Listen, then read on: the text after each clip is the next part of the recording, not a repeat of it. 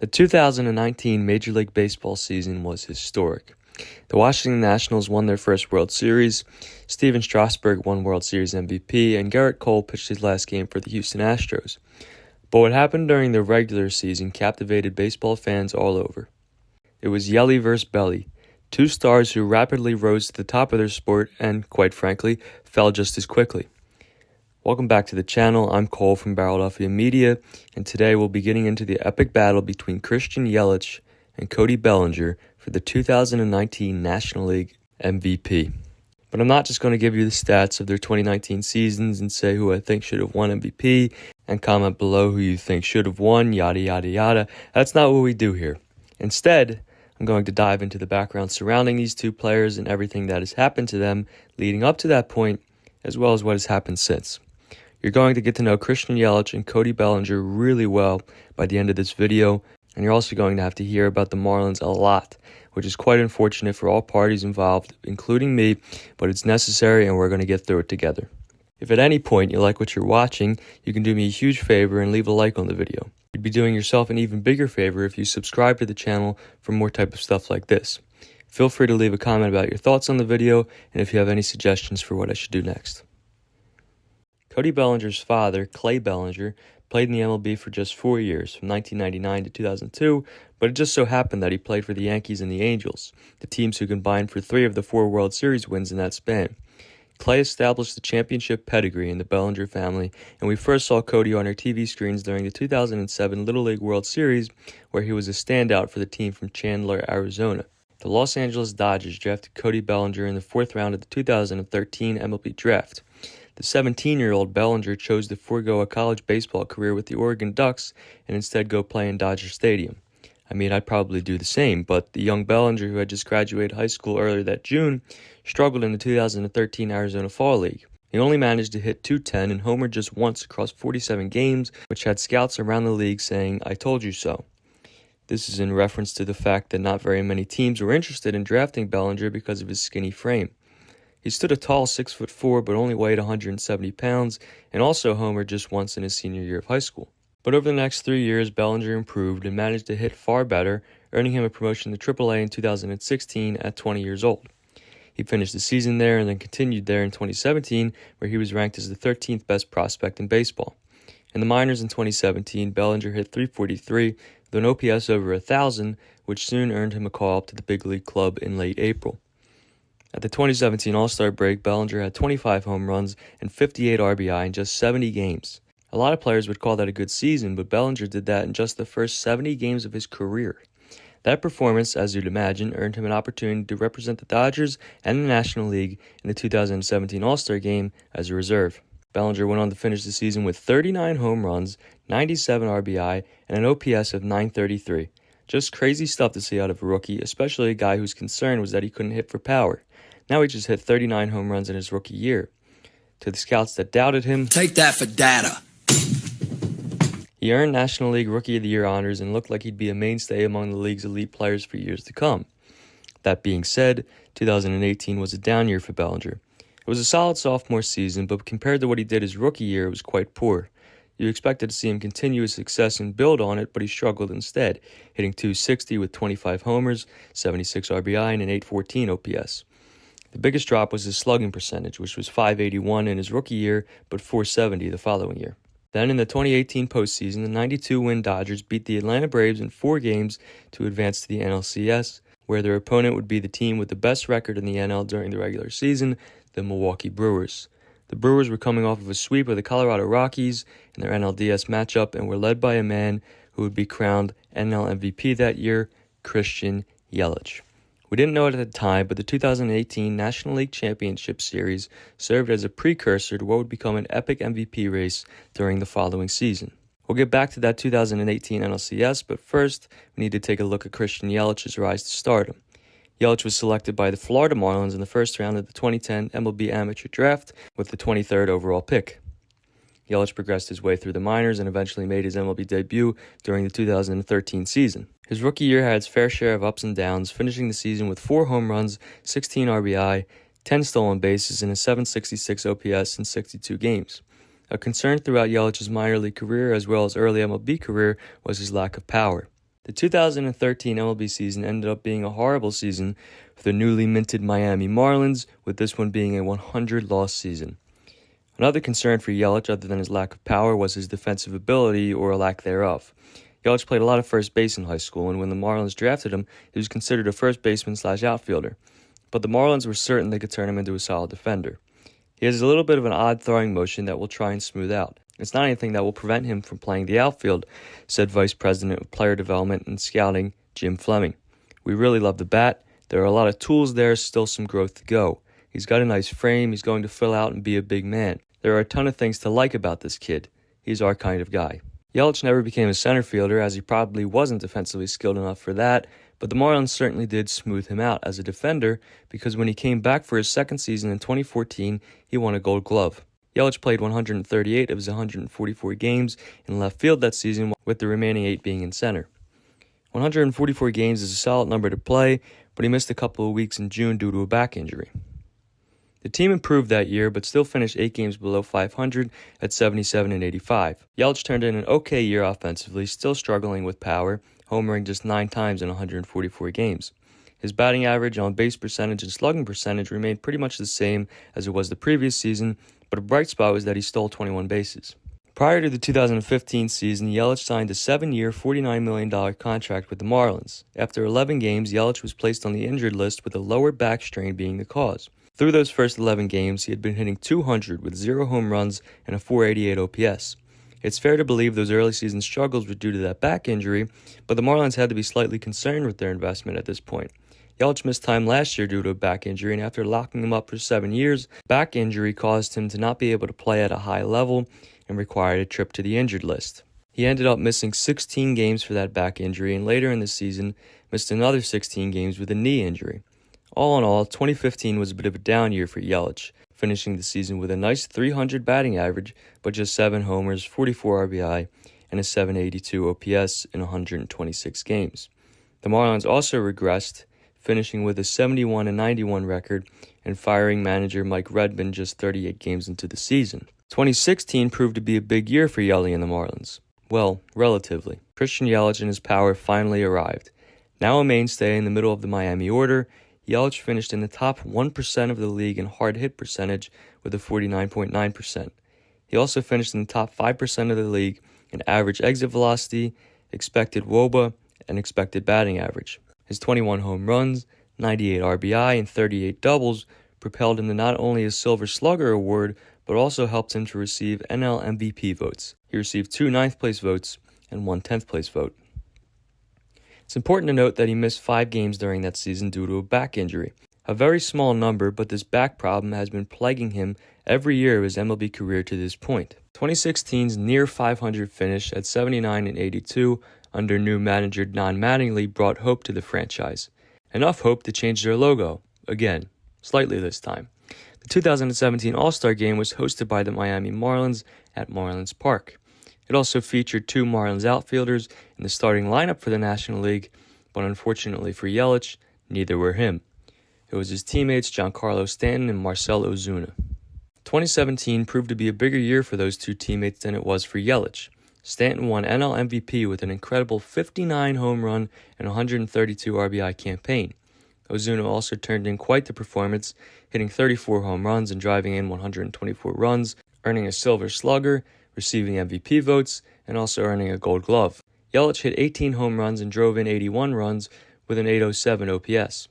It was definitely better than his first 3 years, but slightly worse than his breakout year the previous season. Even with Yelich's struggles, he still looked to be a strong player with room to improve. And despite his lack of production, the Marlins finished second in the NL East during that season. A second-place finish in their division, an outfield consisting of 3 really good young players, including the reigning MVP who hit 59 home runs, and another MVP candidate, they looked like a great young team on the rise for years to come. What could go wrong? Don't worry, I'll tell you, they traded them all. Yep, by the start of the 2018 season, the star-studded outfield of Stanton, Ozuna, and Yelich was completely gone and had turned into Derek Dietrich, Lewis Brinson, and Garrett Cooper. In December of 2017, they sent Stanton to the New York Yankees for very little return. 3 days later, they traded Marcell Ozuna to the Cardinals for what didn't seem like much at the time, but definitely turned into some decent players. Then, January 25th, 2018, a big moment for us, the Miami Marlins traded Christian Yelich to the Milwaukee Brewers for Lewis Brinson, Isan Diaz, Monty Harrison, and Jordan Yamamoto. To give you an update on how that trade went, Brinson is now playing baseball in Japan, Diaz is a minor leaguer for the Giants, Harrison is a minor leaguer for the Brewers, ironically, and Yamamoto. Thankfully, I don't have to talk about the Marlins anymore. It was getting kind of depressing. 2018, Christian Yelich's first season with the Brewers. By mid-July, he played well enough to make his first All-Star Game appearance. At the break, he had 11 home runs, 43 RBI, 12 stolen bases, a .293 batting average, and an .823 OPS. Then, in the second half, he went on an absolute tear. From July 20th to October 1st, Christian Yelich hit 25 home runs and drove in 67 runs with a .376 batting average, .449 on-base percentage, a .770 slugging percentage, and an OPS over 1,200. This insane performance earned Yelich National League MVP honors. He won the NL batting title with a .326 average and also led the league in slugging percentage, OPS, and total bases. He led the Brewers to 96 wins, which was the best in the National League. They took care of business in the NLDS with a 3-game sweep over the Rockies, and that now brings us to where we started, the 2018 NLCS. In Game 1, the Brewers emerged victorious by a score of 6-5 on the back of Brandon Woodruff's offensive performance. Yelich and Bellinger went a combined 0-8 in this game. In Game 2, Yelich went 1-4 while Bellinger didn't even start. You have to remember that 2018 was a down year for Bellinger, as we talked about earlier, after such an astounding rookie season. Going against left-hander Wade Miley, Dave Roberts decided to play matchups and start Matt Kemp over him, who shockingly had a resurgence in his 2018 campaign where he made an All-Star game. That's weird in itself. Belli did come on as a defensive replacement later, though, and went 1-2 with an RBI. The Dodgers won 4-3. Series tied, Game 3 proved to be pretty uneventful for both of them, as Milwaukee shut out the Dodgers at Chavez Ravine and took a 2-1 lead. Game 4, however, saw Roberts use a similar strategy to Game 2, pinch hitting Bellinger, which proved to be a game-winning move later on. In the 13th frame, Belli walked us off with a base knock to the right field. Dave Roberts came to his senses in Game 5 and lifted Bellinger from the 7th spot in the order, at least that's where he was when he started, to the leadoff batter. Series tied 2-2. Game 5 was the infamous game in which Craig Counsell used some serious deception, starting Wade Miley, a left-hander, causing Dave Roberts to put in a lineup full of righties, only for Counsell to pull Miley after 5 pitches and bring in right-hander Brandon Woodruff. Only somehow, someway, Roberts called Counsell's bluff and let off the lefty Bellinger. Miley only faced Bellinger and walked him. Point Dodgers. Point Cody as well, as the Dodgers won this one 5-2 and Christian Yelich went hitless. The Dodgers took a 3-2 lead, and with their season on the line, the Brewers were going to need to see less of this Marlins Yelich and more of the MVP they had all season. In his second at-bat, Yelich seemed to sense the urgency, doubling to right field and then scoring. Bellinger went 0-4. The Brewers won 7-2 and forced the Game 7 that they would be hosting at Miller Park. With a chance to go to their first World Series since 1982 and only their second one ever, Christian Yelich knew what had to be done when he faced Walker Buehler in the first inning. To give his Dodgers the division championship into right center, back at the wall, it is gone! Yelich is first! Unfortunately for the Brewers, Bellinger struck back a half inning later. Chassin, that is hammered into right, and a no-doubt home run off the bat of Bellinger to put the Dodgers on top. Point Cody Bellinger. Those dueling home runs were the first preview of what was about to happen next season. Ultimately, the Dodgers won Game 7 by a score of 5-1, and Bellinger's Game 4 walk-off, combined with what proved to be a game-winning home run in Game 7, was enough to crown him NLCS MVP. In just 2 years, Bellinger had won Rookie of the Year, NLCS MVP, been to 2 World Series, and put together an MLB-caliber season. His future looked extremely bright. Yelich, on the other hand, seemed like he had emerged as a star, but came up small in the playoffs. Injuries also continued to bother him, as he had missed 11 games during the regular season, thanks to an oblique strain, and 4 games due to that everlasting back injury. The 23-year-old Cody Bellinger got out of the gates red hot to start the 2019 season. I mean, absolutely scorching. By April's end, Belli had 14 home runs, 37 RBI, with a .431 batting average, .890 slug, and an OPS of nearly 1,400. That put him on pace for 73 home runs, Barry Bonds' major league record, as well as almost 200 RBI. He was also only striking out 11% of the time. Yelich started his season with a bang too, homering in each of his first 4 games. By the end of April, Yelich was hitting .353 with an OPS over 1,200 and had the same amount of home runs and just 3 less RBI while playing 2 less games than Bellinger. Why less games, you ask? Well, that back injury reared its ugly head again, causing Yelich to miss 5 games between the end of April and beginning of May. We actually got to see the NLCS rematch and the Yeli vs. Belli showdown for 2 series in the month of April. Bellinger got the better of the 2 in the first series, homering twice and going 5 for 10, while Yelich struggled, going just 2 for 12. Despite Yelich's struggles, the Brewers took the 3-game series at home. The second series was more of the same for Bellinger. He hit 2 homers, drove in 5 runs, and had a .400 batting average. But this time around, Christian Yelich came to play. Yeli homered 4 times in 4 games to raise his slugging percentage over 60 points in that series. But, unfortunately for Yelich, when it was all said and done, the Dodgers took 3 or 4 from the Brew Crew. That would be the only time they'd see each other all year, well, in the regular season at least. Of course, there was still a chance in the postseason. Yelich came back from his injury, and for the next 2 months he played great. Obviously not as good as he started, as that pace was unsustainable, but he still played well during the months of May and June, slashing .314, .406, and .649 with 15 homers and 29 RBI. By the end of June, Yelich had an OPS up over 1,100. Bellinger also kept up an impressive pace, homering 13 times in those 2 months, driving in 30 runs, and hitting .296 with a .982 OPS. At the All-Star break, here's how the two stacked up against each other. Bellinger played 6 more games than Yelich, but Yelich still managed to just barely edge him out in home runs, hitting 31 to Bellinger's 30. Bellinger had the slight advantage in RBI, as well as runs scored and batting average.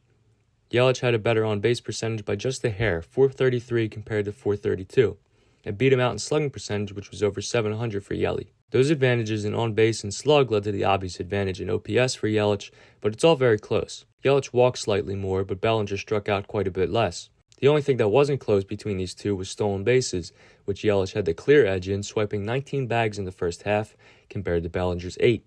The only other thing that wasn't close was their team's records. Bellinger's Dodgers were a major league best 60-32, while Yelich's Brewers were hovering around 500 at 47-44, sitting a half a game behind the Chicago Cubs for first place in the NL Central. Yelich had the edge in most statistics, and while it was a slight edge, it was still an edge, and that was enough for fans to give Yelich more All-Star Game votes than any other National League player. Yelich was the NL's leading vote getter, but right behind him at number 2 was none other than Cody Bellinger. Yelich and Bellinger, the clear-cut best 2 players in the National League, would be playing in the same outfield during the All-Star Game, with Yelich in left field and Bellinger in right. Interestingly enough, Yelich missed the Brewers' last game prior to the All-Star break due to, you guessed it, a back injury, but still played in the All-Star game. I'm not sure that was the best move he ever made, but I suppose he rested it and had enough time to recover between his July 6th game and the July 9th All-Star game. Post-All-Star break, Bellinger failed to repeat the success he had in the second half. Don't get me wrong, he still played really well, but just not as good as he had prior to the break. From July 12th to the end of August, Bellinger played 45 games, hit 12 homers, had 30 RBI, and stole 3 bases with a slash line of .253, .367, and .563. Compare this to Yelich, who had played 39 games, hitting 10 home runs, driving in 22 runs, and had a slash line of .327, .403, .590. So entering September, here's how they stacked up. Compared to how we left them at the All-Star break, Bellinger now leads Yelich in homers by 1, the same margin Yelich led Bellinger by. Belli still led in RBI and runs scored, but Yelich took the lead in batting average by a large margin. Bellinger's batting average dropped from .337 to .309 over that month and a half. Yelich still led in on-base percentage, slug, OPS, and stolen bases, but Bellinger now led in walk percentage. Bellinger still held a lower strikeout percentage, far better team record, and more games played. I really sound like a broken record, but yep, Yelich missed 5 games during August due to a back problem. On September 1st, Bellinger's Dodgers were an NL best 89-50, leading the NL West by 18 games. Yelich's Brewers, though, were sitting in 3rd place in the Central, 6 games back of the first-place Cardinals and 3 games back of the division rival Cubs for the second wildcard spot. Yes, Bellinger was the Dodgers' leader, but he was also surrounded with talent, much more talent than Yelich had around him. In fact, Yelich finished the season with a WAR of 7.0 and had just one teammate with a WAR of 3.0 or more. That was Brandon Woodruff. Bellinger, on the other hand, had 5 teammates with a WAR of 3.0 or more, those players being Hyun-Jin Ryu, Max Muncy, Justin Turner, Clayton Kershaw, and Alex Verdugo. But Bellinger himself finished the season with a WAR of 8.6. So what I'm trying to say here is that yes, Cody Bellinger was really good, but he also had way more talent around him, so that's why his team had far more success, and he was able to have an easier time potentially collecting stats like RBI and runs scored. Not to mention the effect of a pitching staff having to worry about other batters in the lineup and making more mistakes to a guy like Bellinger, allowing for more home runs, a higher batting average, OPS, etc. Again, I'm not discounting how good Bellinger was, but it's fair to point out that he was playing for a far better team. With a month remaining in the season, I'd argue Yelich has the slight edge in the MVP race. In less games, he's right on him in home runs, close in RBI, and close in runs, while playing for a lesser team. So now let's get into the month of September. September 1st, Christian Yelich homers. Later that night, Cody Bellinger homers. September 2nd, Christian Yelich homers.